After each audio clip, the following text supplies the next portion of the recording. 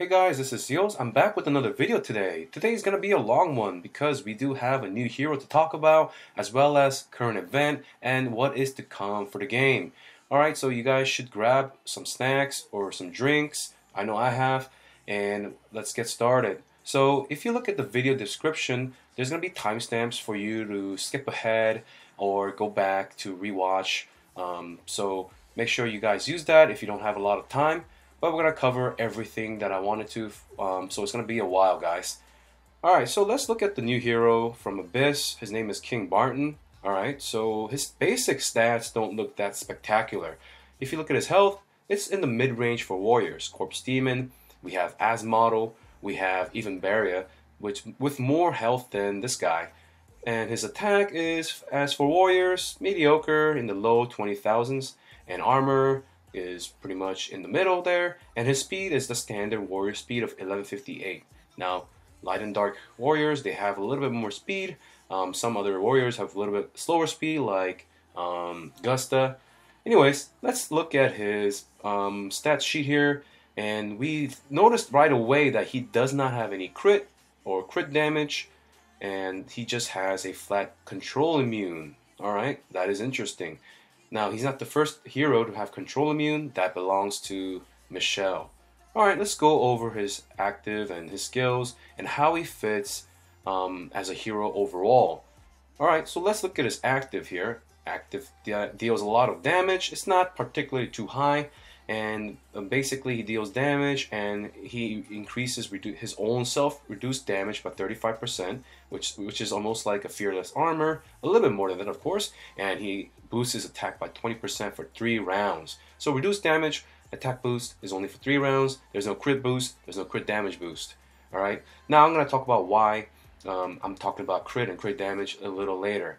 So, the problem of this, right here, flat off, just to start off, is that because of his low speed, he's not going to get his active skill off in round 1 or 2 with energy artifacts. Alright? I mean, if in order for him to be successful in this meta, he needs to get this off. So we need to have gear and some of the stones designed to make him, basically able to use it active skill pretty reliably. Alright?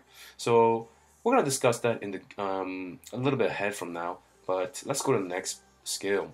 So his first passive is actually one of his saving grace. He's like a Kamath, but for Abyss, and he's a warrior Kamath with a little bit more CC tied to it. So he has 25% chance to stun backline targets, and unlike Kamath basic attack only deals, only has a chance of 20% against the backline units. All right. But the thing about Kamath is that he does have CC, a little bit higher CC on his active, while this guy, King Barton, does not. And also, it's interesting to note that both Kamath and King Barton can reliably work under silence. Alright? Another reason for demon hunters to fall off the meta. Alright, let's go to the next one. So next one is the King's Demeanor. It's basically his stat boosts, HP, attack, and interesting enough, he has the control immune by 35%. And if you look below in the video, in the comments, I made a thread on Reddit about how control immune exactly works. I don't want to get too in detail about it because it is kind of a long discussion. But basically, it's not as good as it sounds, and I have a write-up about that in the video description. So if you want to check it out, I'm going to provide the link below.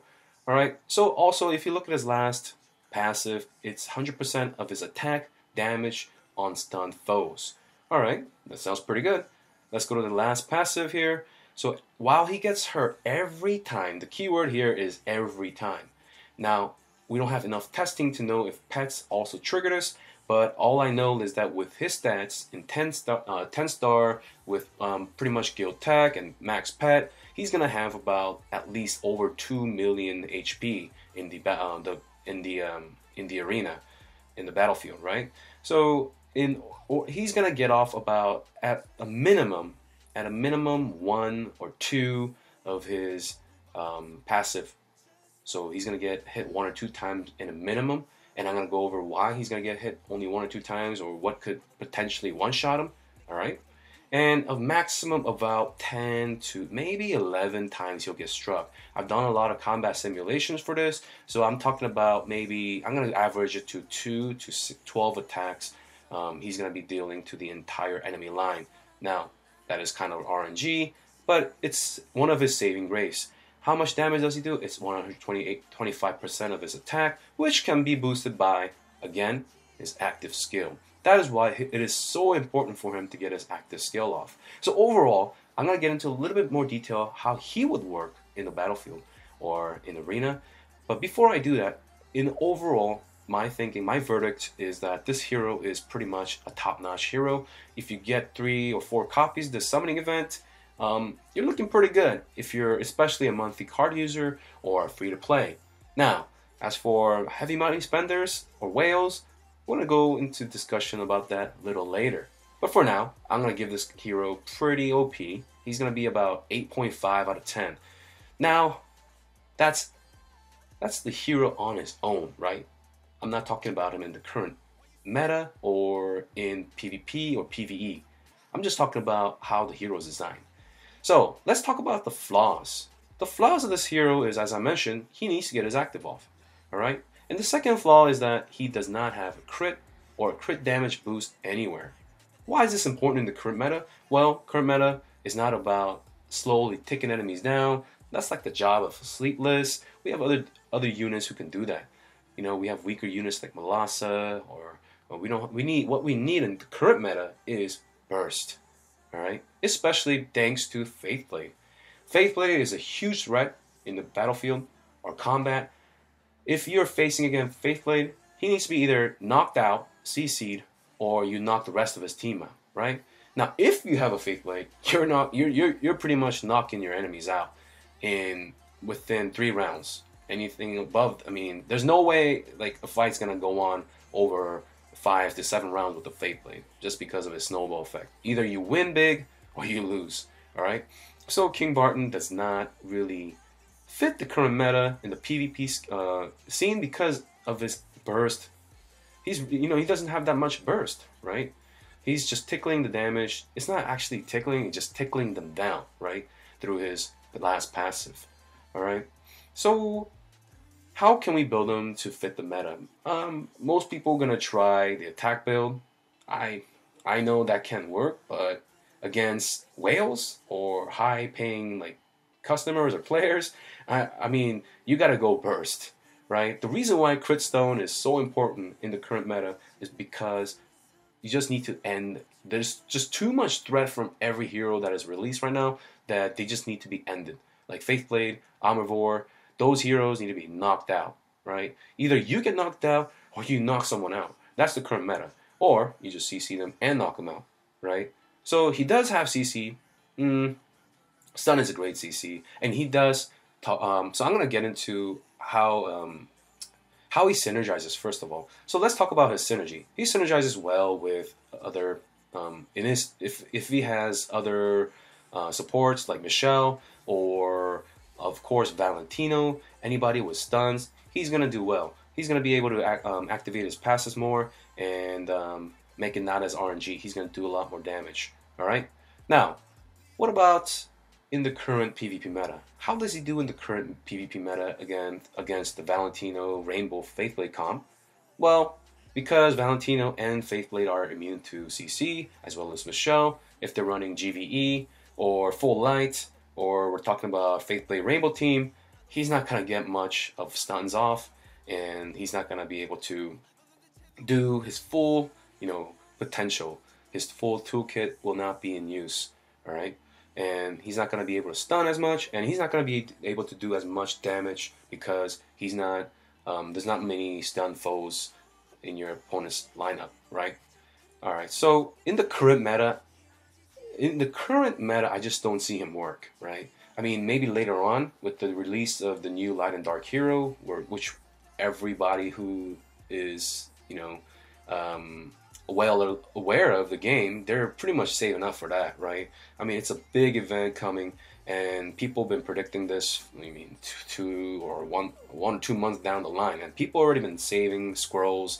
And my team, especially, we've been saving about 600 already we're ready to go. And when we saw that the trailer or the sneak peek of King Barton, we knew that it was gonna be even more time for us to get more scrolls through Aspen or weekly or monthly value. I mean, I'm not personally gonna go that crazy, because I know the odds of getting it from Faithblade and Omnivore event, but my teammates, I mean, it's their wallet, right? So they're gonna go crazy.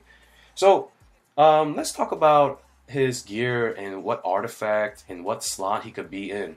So many of the people on Reddit think that he's going to be a slot 1 hero. I totally disagree. I mean, I do agree if we're talking about mid to early end game where you're facing a lot of ice blinks and demon hunters or the outdated justice aura, right? In that case, slot 1 is viable, but I believe that in the mid to just upper tier, like you're hanging out with like top 10, top 20 ish, you will do well more in the back line. Now, to tell you why, because most God tier, just God tier comps, I'm not going to talk about God tier units, I'm talking about God tier comps, right? We're talking GV, Full Life, Full Dark, or the Rainbow Faithblade. They're not really hitting the slot 1, right? So, because this hero needs to be a hit, while he needs to be hit, he also needs to stay alive. This hero, the longer he's alive and the more damage he's taking, the more he has more effect and use and efficient he is in the battlefield. So this guy, he needs to go to the back line when we're talking top end to the god tier mode of the PvP scene. So he needs to go back. Why? Kamath can hit him. We have Cruz basic attack hitting him. We have DA, of course, actives hitting him wherever he is. So he has more chance to be hit in the back line than in the front line. The only two heroes that would hit him in the front line in slot 1 would be DA after he does his active in round 1, and also Valentino. Most people who have Valentino and multiple DAs, they're able to put the energy artifact. Most top end teams now, I've seen teams with even 6 energy artifacts, like the entire team with energy artifact. I mean, I wouldn't do that myself, but I know most people have around 4. All right, so that's the top end, right? So in the top end, I prefer him in the back line. He's gonna stay alive a little longer. He's gonna be taking more damage, not like huge damage, but like Kamath basics, Kamath actives, and so in that way, he's gonna be able to do more damage in his last passive right here. All right, so let's see about his gear. So most people are gonna well, he could be he's like Jara. Jara could be attack build or crit build, but in the end, like I said, we need to go for burst. So I would first try attack, but if it's just not enough, he needs to go crit, right? I mean, this is for players who really want to build this guy for who really want to build a team around him. But for me, I'm not even using summoning scrolls this event, and most of the whales in other servers and most of the smarter quote unquote players are going to be saving their scrolls. And even the biggest whales, I mean, they could potentially get a King Barton, but I just think that's just not a very smart move. I would dump every scroll and every dollar if I was just a big orca whale, or I mean not an orca whale, like a blue whale. I would just dump everything into getting heroic scrolls ready for the next hero, and I'm gonna go over why that is. So this hero right now, I mean, you can make him work. He is pretty good, but I just don't see him in the current top end PvP meta. All right, guys. So in terms of artifact, you could go for the attack with the. I mean, you could use the antlers on him, or you could use fearless armor so he could stay alive more, or you could even use. You could go crit build with the staff of the Punisher. But the question remains: is he worth that artifact? Right? Is he worth pumping all your dust into and build him up when the god of light and the god of dark and the god of the game, they're coming within less than a month? Now that's a question that you guys need to answer on your own. Now let's go back into the current event. Let's go into the current event and let's look here. We're gonna go into the where is it? Where is that? summoning prize. Okay. Oh, so let's look at the summoning prices here. We have Skerei at 400. We have the obvious, the 5-star armor, and I highly recommend you guys just do only do summon events if you're a monthly card holder and you have reached Nightmare with the Vesa, which I could do a video on. I have recorded myself getting into Nightmare on a couple accounts and helping my friends or doing it on multiple of my accounts. Anyways, that's another topic, but I recommend you guys do only finish summon event if you so basically skip one and finish. I think if you hit Nightmare and you're a monthly card holder, you could finish a summon event once every 2 months. All right, unless they go crazy and do like 2 summoning events back to back. They did with Cruise and Heart Watcher. But in most situations, it's once a month, and you guys are completely able to complete it because of the 5-star armor and the guaranteed the new hero.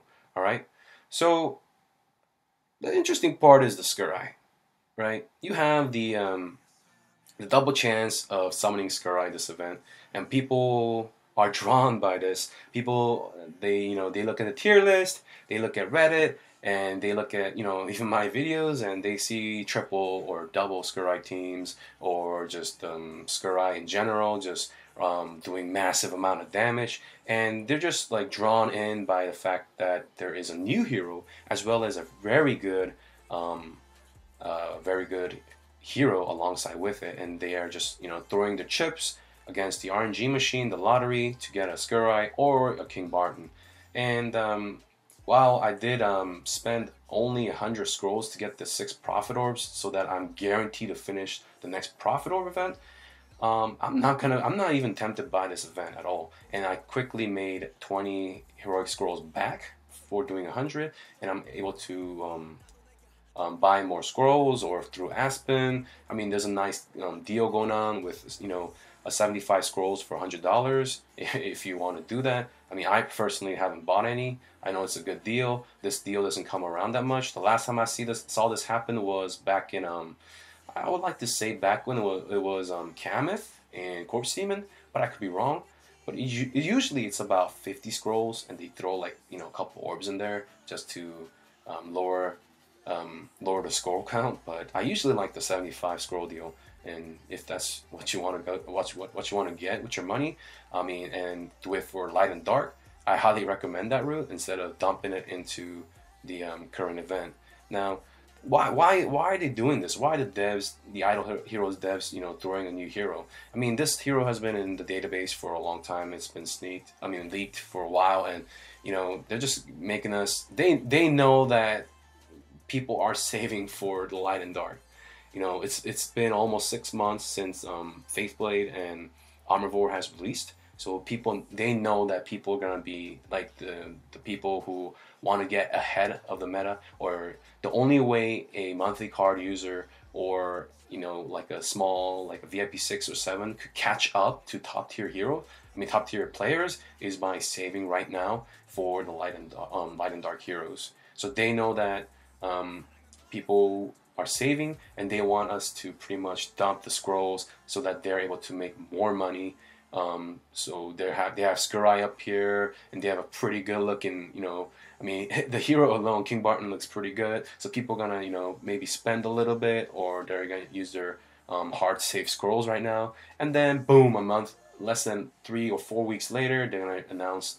I mean, they already announced it, but they're gonna come up with the anniversary event, and it's 100% going to be light and dark, and I'm gonna go over why that is in a few minutes. So yeah, guys, if you're like me and my teammates, just hang in there, and hopefully my video convince you not to, use all your scrolls right now. I know it's really tempting, and it's really hard to hold out for 2 months, but guys, it's really worth it, and we're gonna talk about why. All right, so we have let's say here we have we have 1 year ago the release of Michelle. Michelle was released with the anniversary event in June of last year, the first anniversary. Michelle alongside with Moge. All right, So Moge and Michelle were released, and they were a sensation. Michelle, I mean, the YouTubers back then, they were just going crazy. Like, people were saying Michelle like at 6-star because there was no 10-star back then, had so much more health than even Flame Strike, and she had everything. She had heal, she had CC, and um, she had a crit damage boost to her teammates, as well as one second here, I have a message. Alright, sorry about that, guys. So Michelle was very well rounded. She had 2 lives, and she was able to be immune to CC as well. Moge also was amazing hero. He was able to ramp up his damage over time, and even up until 6 months ago, it was Justice and Redemption teams that was ruling, and the Warrior and the Priest comp was heavy back then, as well as the Ranger. And back then, rounds would go from 13, or they would end at 13, or it would be even a tie game at 15, and the decision was made against the attacker. So the attacker, if they cannot wipe out whoever they're attacking in 15 rounds, the defender would win. Anyways, Michelle and Moge were exceptional. They were the gods of the time. When they released, they were like the Faith Blade and the Omnivore. Well, I guess I can't really say that because Faith Blade is just totally broken right now, right? So look at what Faith Blade did 6 months ago. Faith Blade is just a monster, right? So Faith Blade is just the god right now. And basically, even with the new hero introduction, there's no way Michelle or Faith Blade is gonna get out of style. All right, that's what this game is gonna be. It's all about light and dark heroes. So as they introduce more light and dark heroes every 6 months, 5 to 6 months, right? We're gonna be flooded with more light and dark heroes. So especially there's gonna be a bigger gap between the free-to-play players as well as just monthly card players, or monthly card players, as well as those who just spend every event, right? There's just gonna be a huge gap, and that is kind of unhealthy for the game. But I see where they're going with this, and that is why I wanted to make this video, because if you're a monthly card holder, and I see so many posts on Reddit saying don't invest in light and dark unless you're going to spend, and while that is quite true to a less extent, I want to go against this thought, this train of thought. It's not always one way or the other. I think that as even a monthly card holder, they could have saved up at least 800 scrolls or even 1,000 scrolls for the light and dark release that's coming with the anniversary. And we know those heroes going to be just obscene. I mean, Faith Blade is just obscene right now, right? King Barton has no place in the meta because of this hero. This hero could just delete the king. Just delete the king one shot. This hero deletes Michelle's. This hero deletes Omnivore. It deletes himself. I mean, this guy is like just the delete. Like, he's just like, they should just replace his the blades and put an Infinity Gauntlet ×2, because he just makes people just vanish. I mean, they just explode, right? You don't even see them die. You just see just huge number and they just vanish, right? So Faith Blade, if Faith Blade is this strong, I mean, imagine the next Light and Dark, and then another next Light and Dark 6 months down from now. So when we have more choices of Light and Dark than whales and the people who are saving correctly, right? So basically, for me and my FTA team, we don't even need to do summon event unless it's Light and Dark. We could literally save. We could literally skip every event except for Light and Dark, right? I mean, let's think about the heroes. Cruz, sure, he's good, but is he truly endgame? No.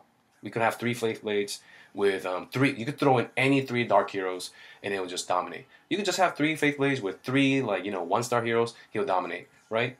So let's talk about Cruz. He's great, right? He's great for mid and late game, but is he truly in game? Not really. And people are gonna hate me for that, but that's how it is. All right. What about Valentino? He's great. He's fast. I mean, his toolkit is great. He actually supports a single Faith Blade team or a double Faith Blade team. But is he like, is he truly endgame? with another light and dark coming in another 6 months from now, with another light and dark coming? No. I mean, Heart Watcher, yeah, she's good for PvE, and so ever since Faithblade has been launched, no other hero has like you really don't need another hero except for like Heart Watcher for PvE and Cruise for PvE, but every other hero is just like it just lives in the Faithblade's shadow or supports Faithblade. But sooner or later, light and dark heroes won't need the help from other factions because they're just so powerful. And since we have already 4 of each light and dark, we're gonna have 5 of each light and dark. We're gonna have six of each. You see where I'm going with this, right? So basically, players that are saving well or spending money, they're gonna be going full light or full dark or GVE pretty soon, right? It's gonna be at the top end. It's gonna be just GVE. From 3 to 6 months from now, in most of the servers, I'd say iOS 1 to 200, we're gonna see a dramatic shift away from rainbows and justices. Well, justice is already dead, to be honest, and we're gonna go into the era of either you're playing catch up with rainbow or you're gonna go into GVE or full life with dark, right? That's how it's gonna be, and I know that's sad for some of you free to play players, but if you could just afford a monthly card, I mean, you could pretty much catch up. In my opinion, you can catch up, but you cannot catch up with artifacts, which I'm going to talk about in another video. But for now, the only artifact that you're missing out on as a free-to-play is the Staff of the Punisher or Immortal, whatever you want to call it. Antlers, I mean, let's be honest, Antlers falling off. There's no room for Antlers right now in PvP. It's a great artifact, but thanks to the precision change, I mean, there's no better DPS artifact than Staff, hands down. For now, all right. And all right, guys. So I just want to remind you one more time: it is still Faithblade meta. It's not Skerei meta. It's not Mage meta. I've made tons of videos. I mean, where double Skerei, double DA, or double DH with double Skerei, they still suffer. We just crush them. Why? Faithblade is king. I mean, if I had 2 Faithblades and a naked like 3-star. I mean, there's no 1-star, but 3-star, and 3 naked dark heroes, naked 3-stars. I mean, Faithblade's gonna just trash everyone anyways, right? It's just how it is. And Skerei, I know you guys are like, oh my god, Skerei, double chance of getting a Skerei. First of all, there's already a low chance of getting him, and even if you got one, or you're building a second one, think about it. Think about it, guys. There's a new Light and Dark coming. Look at Faithblade. Look at what Michelle did. There's no room for Skereis right now, right? I mean, DA is holding on, and he's a mage, and he's holding on because he's quick and he's dark. That's the reason. He's a dark hero, right? I mean, and Valentino and my teammates just built a second 10-star Valentino, and that's grats for him. And maybe he could run a redemption with a Faithblade and new light hero. If he doesn't get lucky with the light hero, then he can't even run redemption. Maybe he's just not even gonna go for an aura. But the point is, Faithblade meta is still strong, and I'm sorry to say this, but I really don't see how he's gonna go away, even with the new Light and Dark, like Michelle did. Michelle has been staying strong for an entire year, right? And Moge, he had his ups and downs. He was great in the beginning, and six months ago he was also great because of the heavy rangers and games lasting until 13 and 15. But in the end, Moge did make a comeback right now, and I do see Moge being a little bit more relevant in the GVE aura. But we'll see how the new Dark Hero goes. And I honestly wouldn't recommend making any dark or light heroes right now until you see the new heroes. And then you could finish your Faithblade or Dark Arthendel. But to be honest, Idle Heroes is doing you a favor by putting Dark Arthendel in the Altar Shop. And because, let's look at the event right now. Alright, so we got the exchange going on. Look at this. Right? I mean, seriously, Asmodel and Jara, they're just like throwing candies at you so that you just get these heroes. But they're being generous, of course, right? But don't be tempted by these heroes, guys. Like Asmodel, yeah, he's great. Okay, people compare him to Skerei. I don't know why, but yeah, I wouldn't compare him at all with Skerei. because Skerei is a little better. But since most people are going Mage Tech as well, Skerei does work out a little bit better and has an attack steal. But as model, you want to make him.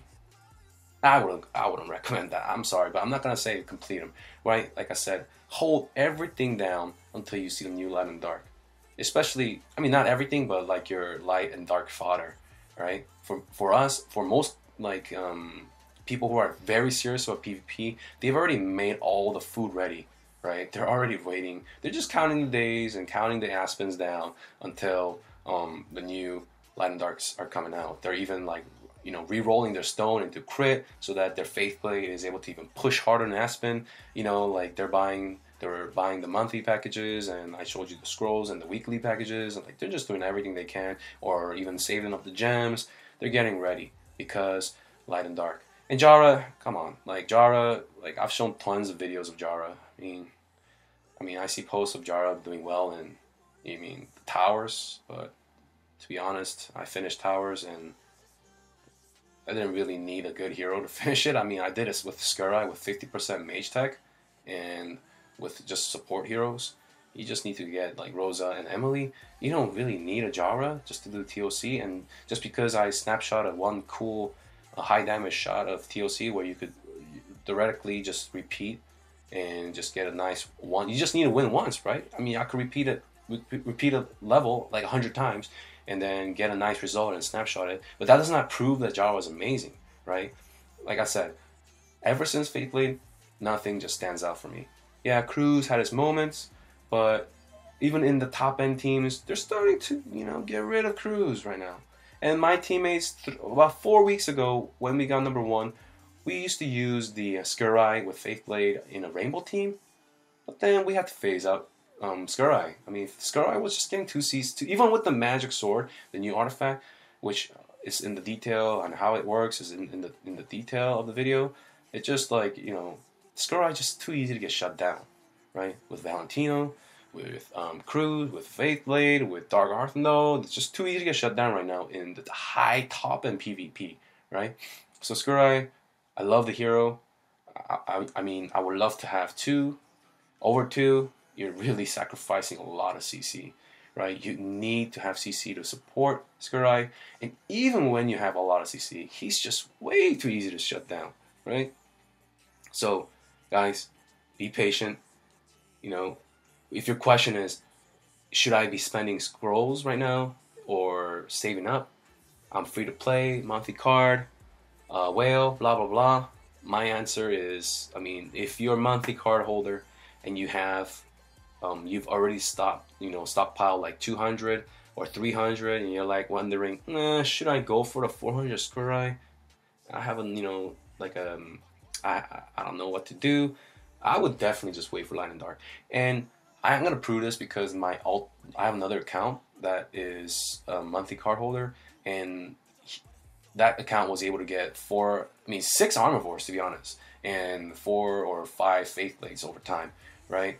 Just by completing events, and that's it. Like just by completing the like orb events or altar events, and through things like that, I was able to get the copies. Like you just don't. It's not that hard to get them. The hardest part about Light and Dark is getting the food. All right. Of course, the copies are hard, but if you do get lucky, if you do land 1 or even 2 copies, like 2 is theoretically very hard to get, even after throwing 1,000 scrolls, or even 2,000 scrolls. But if you do get 1 or 2 and you complete the event, I mean, you're looking really good right now for like a monthly card holder. So guys, that's gonna wrap up the video. Again, it's been a long one, and thanks for tuning in. And if you have any questions of what to do, or if you want to see other contents, we did come first in the Guild Wars. I did all the attacks this week. I forgot I slept in last week, and we placed like 40th. We never had such an awful finish. We usually finish always top 8 or top 2, but this time we're qualifying in top 1, and I'm gonna go over the fights depending on how well we do, I guess. And anyways, if you guys have any questions, leave a comment below. If you like the video, leave a comment below. Hit the like button, share the video, and guys, if it would also help out if you guys subscribe and put a thumbs up on the Reddit post as well. All right, guys. Anyways, that's it for now. I'll just make a video tomorrow about something else, and that's it for now, guys, I guess.